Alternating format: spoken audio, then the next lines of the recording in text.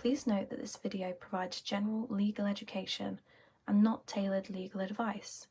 If you need tailored legal advice, please apply to Q Legal's free legal advice clinic.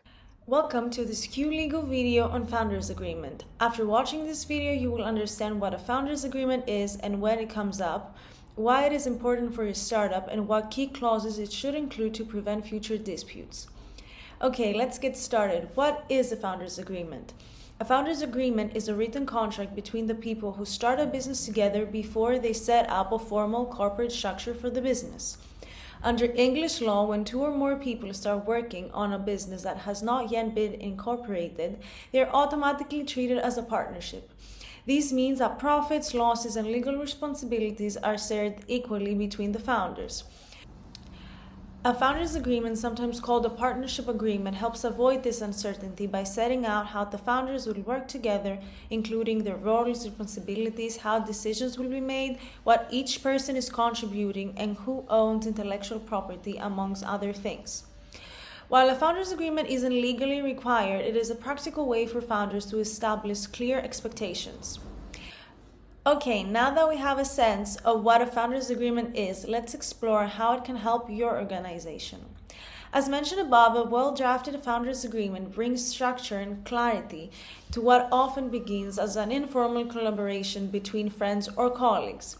It helps founders work together with confidence by setting clear expectations from the start. Everyone understands their role, level of commitment, and how important decisions will be made. By putting these understandings in writing early on, founders create stability, build trust, and give their business the best chance to grow on a solid foundation. Let's use the example of a fiction business named Coffee Clothes.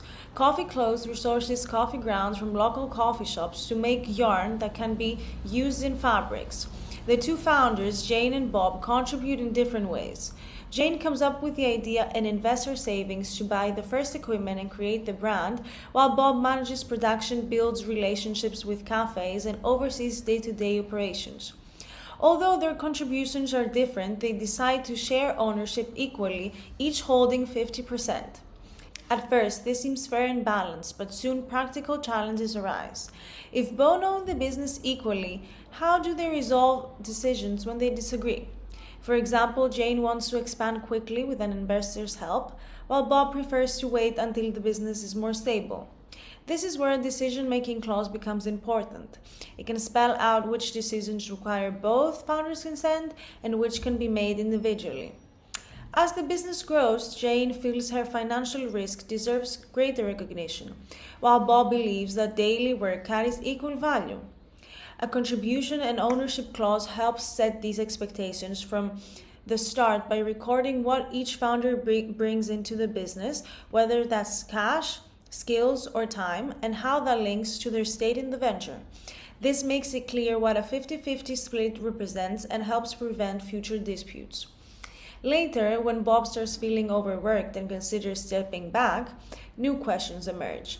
Should he still be entitled to half of the business if Jane continues running Coffee Clothes alone? And since Bob registered the website and logo under his own name, what happens to these creative assets if he decides to leave? A departure or exit clause can set out what happens when a founder reduces their involvement or leaves entirely. For example, whether they retain ownership of rights or must transfer them back to the business. At the same time, a clause on intellectual property would set out whether the Coffee Clothes logo and website belong to the business or must be transferred to it. As the scenario demonstrates, a comprehensive founders agreement can therefore provide resolutions to issues which may naturally arise over the course of a business lifespan. Thank you for watching this Q Legal video on Founders Agreement. Now that you've watched this video, you understand what a Founders Agreement is, how it can protect your startup, and what steps you should take to ensure clarity and fairness between founders. For free legal advice tailored to your business, please go to the Q Legal website and apply to the Q Legal Legal Advice Clinic. For additional videos and other helpful resources, please go to the Q Legal Resource Hub.